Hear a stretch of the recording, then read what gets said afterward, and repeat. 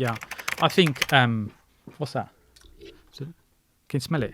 It's the money. Hear that, guys? 2023 and 2024 is going to be on. your rarest opportunity to make the most amount of money. Come on. It's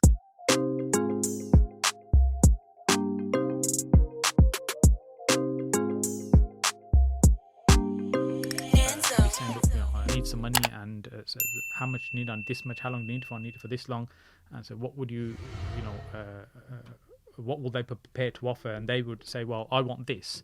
And I'll say, yeah, I'll do that, whatever it is, and I'll walk your dog on the weekend as well. Do you know what I mean? Anything. Just give me the money.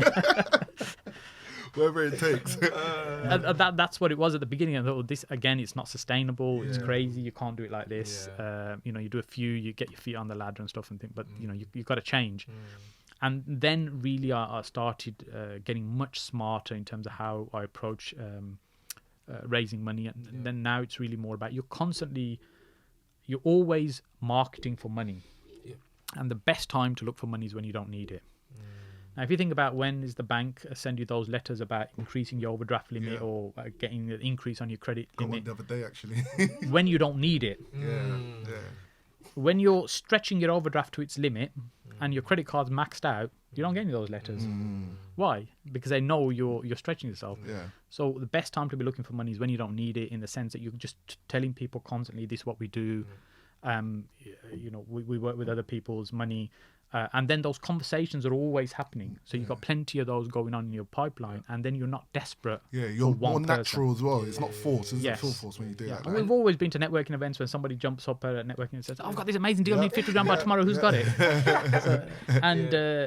You can smell that person desperate to try and get that deal done. And it also creates a lack of confidence if that person's not organised enough. And often the lender may not understand that sometimes deals happen very quickly because timing is key. But it just comes across that the person's disorganised, they don't know what they're doing. And I said, if you're not under pressure and you get to choose who you want to work with, and that's what we remember, we're in control. Often people think the people with the money have got the power. They have not got the power. The person with the deal's got the power. Right. You can find plenty of people with the money. If you've got that great deal, they haven't got lots of people to put that money in, with. And I heard this quote age ago. I'm not sure if it's Donald Trump one. I think it is. It said, I'm going to probably butcher this, but somewhere along the lines of, when he owed 500,000 to the bank or something, he'd have sleepless nights or something, or something. It was something like 50 million or something like that. He'd have sleepless nights. But when he owes the bank 5 billion, they're the ones that have the sleepless nights. Wow. Damn. You see, so in the sense that the power dynamic shifts. Do you know what I mean? And with property, we have to understand that actually we are doing the most difficult thing, finding the deals, putting the deals together, 100%. Making them work. 100%. The money is everywhere. There's, something like $1 trillion a day changes hands. Just not going through your hands. So you have to position yourself to make sure it's coming your way. And the advantage of that is, if you get good at finding deals, you get skilled up on that thing. There's no glass ceiling in this business. It doesn't matter what age, gender, color. It's completely relevant when you've got those deals. And you're focused and motivated in terms of what you're doing. You're honest and ethical in the approach. You build that business really quick. People will want to work with you. And when you've got a choice, you can be selective. And when I'd put deals out and I'd say, hey, look, I've got this thing. We talked about it previously. This is what it is. It'd just be a paragraph. And I'd have all the full analysis, but I wouldn't send them everything. I'd just send them the paragraph and I'd say, this is what it is. Let me know your thoughts. If you're interested, please let me know by tomorrow. If it's not for you, that's perfectly okay. I just need to know by tomorrow so I can move on. And it kind of takes the pressure off them a little bit as well, that they're not under pressure. And if they want to do it, great. If not, I can move on. But at the same time, I want them to say no if they're unsure. Because, again, from experience, I've ended up in a situation, okay, we're exchanging contracts today, I need you to send the money across. And you get a text, well, I've been thinking about it and stuff. I've had a couple of those. And so I thought, man, I want to avoid this. I don't want this happening again. And so I'd rather they say no earlier. So I almost invite them to say, look, you know what, it sounds like this might not be for you anyway. Right. We'll find something else. Don't worry about it. Because I want to know now, not in, when we come to exchange in like 6, 8, 10 weeks time. You see, so they're uncertain or they're nervous about something. So it's the only way you could do that is if you've got an abundant number of investors. You're not worried. That's fine. It's not a problem. I know it's a great deal. We'll talk to somebody else. We'll get it done. And then after that, rightly or wrongly, my confidence built in the sense that, I'll just go and agree deals when I know we've got no money to do this deal. But having the confidence, I know we can find the money. Okay. Because it's a good deal. And you've had lots of conversation. There'll be somebody with it. What I never used to do was mentally bank that money. So if I'm talking to you today, you're saying, I've got a couple $100,000 to invest. What do you think? And I'm thinking, that's banked. I've got that. 100K there? Yeah, it's true. Because when I come back to you, you've already chatted to this man over here and that money spent. Exactly. No, that's important. That's about how do you, I know your answer is probably going to be, depends on what situation, but now how do you kind of structure some of your deals? Is it all cash? Do you use development finance? Do you, especially like development stuff, or do you use bridging? Yeah, I mean, the situation is probably a little bit different now than to most people, because it is you're leveraging your brand. That's what I'm doing. Right. Saying, look, we've got this track record. We've been doing it for years. We haven't messed up. We've never let anybody down. Go and ask anybody. Go and Google my name. Go and ask anybody on any Does platform. that help with like bridging companies and development finance? I was just going to say what I tend to do is use all private money mostly. So we buy everything for cash when we can. Wow. Unless it's something really big, then we have to involve your bridges and stuff. But my preference is all private money. Yeah, use all private money to buy. Yeah.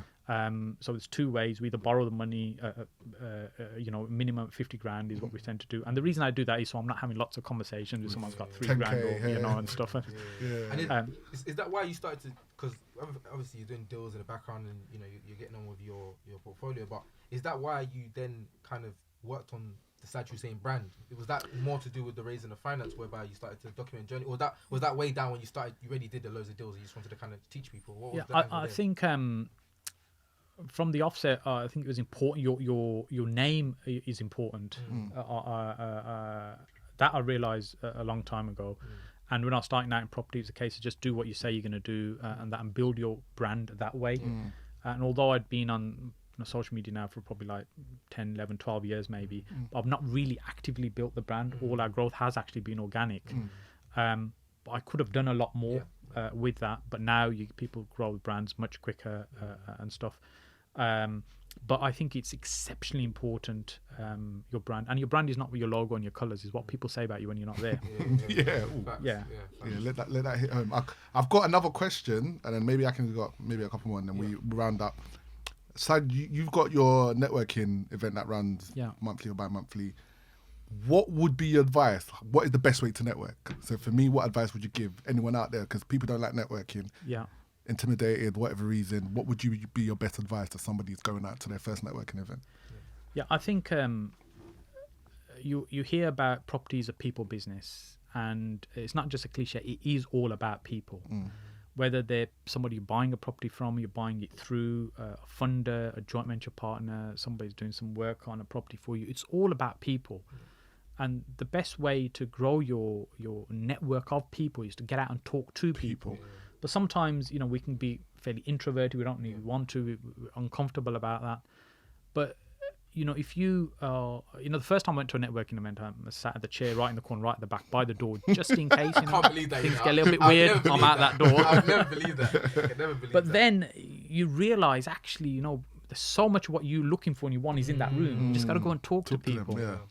So then my strategy was just talk to people, and it'd be almost kind of scripted. Hey, how you doing? You've been to this event before. Tell me about what you do. What got you here today?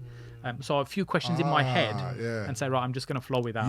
That's a good starting point. You just have a few questions in your head and think, okay, and then it's a case of, and then my favorite question normally would be, tell me what's the one thing that would help you the most today? And I'm thinking, okay, they're looking for this. Who do I know in this room that I can connect them to? And generally just try and connect people and that. And when you do that a few times, what happens? People start thinking of you first, right? Because you've helped to give value. Because you're like, if you're in a room and you're a regular networker, for example, at one event, and you've done that several times, after a few months, you start seeing it. People start coming to you, approaching to you. Such and said, I need to speak to you. You're the guy for this, or you're the person for that. And it makes it so much easier. That's so and true. part of that is really your brand, that you're actively out there helping, connecting, networking with other people. And if you're going to sit at home, on your computer and be your laptop warrior, then do you know what I mean? You can't expect the same results. 100%. You've got to get outside the comfort zone. Facts. I mean, Saj, your mentality is commendable, man. To be honest, like your whole story. Thank you for being so honest as well about your whole journey as well. Like, I'm not, coming into the property game. There used to be a lot of a side where I used to see they used to go through the strategies, and there's another side they'll go about mindset. And I won't lie, I used to get angry when I see Yeah. Do you know what I mean? But the older I've gotten and the more experience I've gotten in property, mindset is important. And then everyone has their own ways they do things. Like, is there any things that you do to kind of keep you sort of motivated? Stay determined, I mean, like my thing is every day is like is a blessing. You don't know how long your life is. You don't know whether you're going to be here. And we all know somebody that we've either lost or know somebody that's lost somebody close. Yeah. And that's not because they were in their 90s. So tomorrow isn't guaranteed to everybody. And for me, my faith, my religion is very, very important to me. And God's put us here for a reason. 100%. And if I can help and serve other people, I build something that makes a difference to other people. That just drives me massively. When I started this business, it was a case of I need to get back on my feet. I need to pay my bills. I'm going to go after my kids. Right.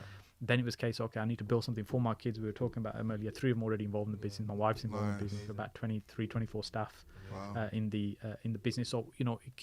So if I stopped today, I'd be okay. My kids would probably be okay. Maybe even their kids would be okay if they were sensitive about what they do.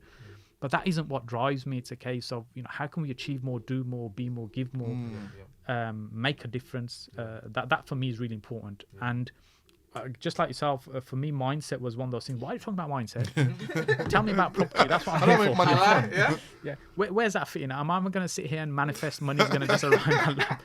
Tell me about how I'm going to make money from property. But I realised because I'd always been self-employed, I was of the I had that hunter mindset that I've got to go out and put food on the table. Nobody's going to put food. I'm not going to get home and there's going to be some food on the table. I've got to bring the food. Facts. So that I always had that mindset. But when I actually came into property, many people from property had day jobs. And they were either coming out of jobs or they're from corporate background. And they were used to a much more cushy environment. So they didn't have that necessarily that belief, I've got to create this and I can change my life. And for me, it was a bit of a reality shift. Well, actually, doesn't everybody think the same way? Yeah. Because that's all I know. When you run your own business, it's very difficult in the sense that you don't have these sort of conversations with your staff. So and realize then actually mindset is super important. And sometimes we are fortunate that it's a default thing that just happens. Other times we have to work at it, but it's absolutely key. 100%, man. 100%. And just rounding off, we're going into 2023. You spoke about 10 years ago about the 2008 recession and some of the strategies that were used then and how it's kind of similar now. Like going into 2023, what strategies are you gonna be working on? What strategies would you suggest young people to use to get in the market? Like what would you say? Yeah, I think what's that? Can you smell it? It's the money. Say that, guys. 2023 and 2024 is going to be your rarest opportunity to make the most amount of money. Come on.